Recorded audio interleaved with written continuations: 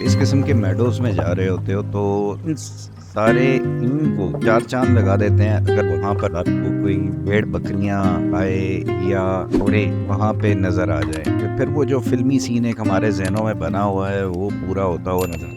जैसे lush green किस्म के घास वाले मेडोज हैं, मैदान हैं, और वहाँ पे ये जानवर चर रहे हैं और बड़ा ही फ्रीली, बड़ा ही सुकून के साथ वहाँ पे टाइम जो है वो स्पेंड कर रहे हैं। ये सारा सीन मुझे अभी आगे नजर आ रहा था क्योंकि सामने भेड़ें बहुत सारी तादाद में थी, तो वो बड़ा फ्रीली, बड़ा मजे से जो है ना अपनी ग्रेजिंग कर रही थी।